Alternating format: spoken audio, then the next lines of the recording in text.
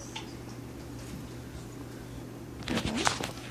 1, 2, 3, 4, 5, 6, 7, 8, 9.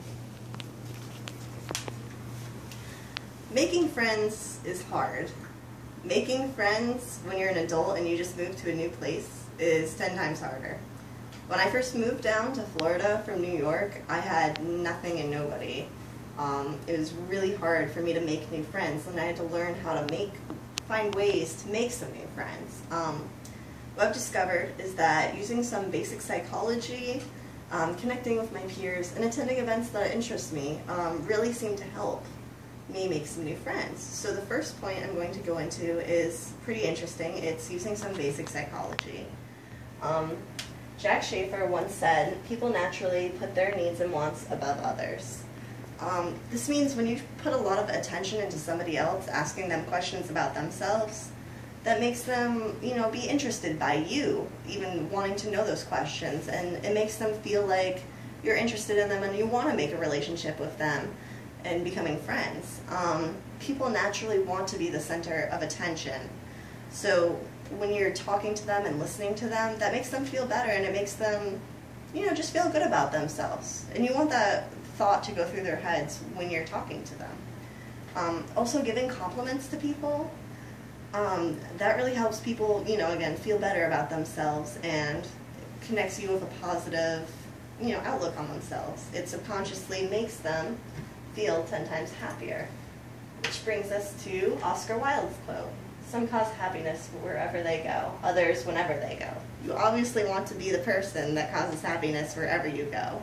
If you bring up sad memories or bad things, people aren't as likely to connect with you or, feel happy whenever they're around you. They're going to relate you to that bad part of their brain where they don't want to be around you. So some people to try this on would be like your peers. Your peers include anyone from a coworker or a classmate. In fact, Oscar Wilde once said, "Ultimately, the bond of all companionship, whether in marriage or friendship, is conversation."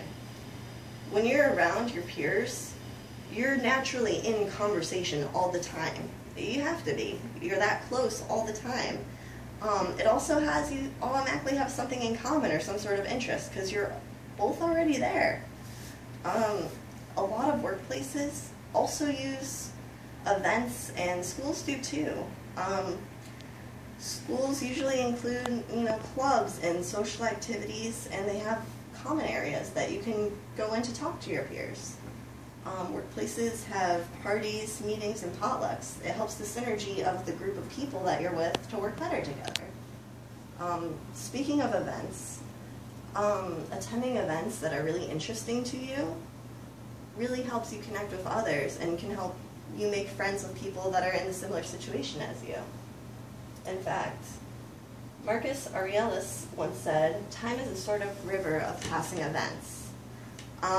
It's a really wise quote because when you're with people throughout all of those events, it helps form some strong relationships with them. Some events that you could attend that would really help you connect, or something that's really interesting to you, would be something like a Ren fair. You can compliment each other's outfits or talk about what sort of things about the Renaissance that you enjoy. If you really want to connect with others, you can even become an actor or a vendor at that sort of location where you're constantly surrounded by people like that all the time, and you have a lot of time to, have conversations with people. Another event would be like an art show or an art gallery viewing. You could debate about the meaning of the painting or ask questions about it. That can spark some really deep conversations that will really help to lead to a lasting relationship with somebody. So basically, if you use these 3 things, you'll probably find a way to find a friend. Between using some basic psychology, connecting with your peers, and attending events that you enjoy, you're sure to find somebody.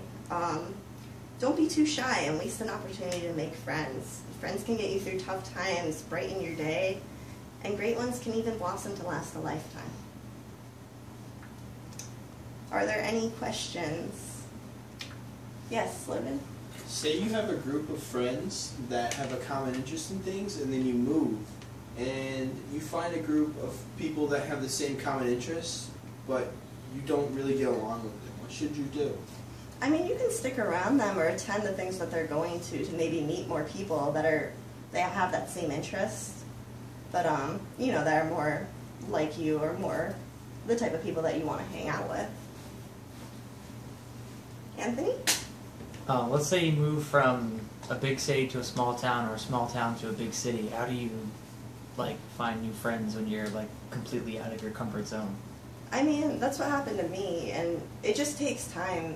When you're moving to a big city, you have a lot more people to choose from, and a lot more people are going to be in have the same interest as you.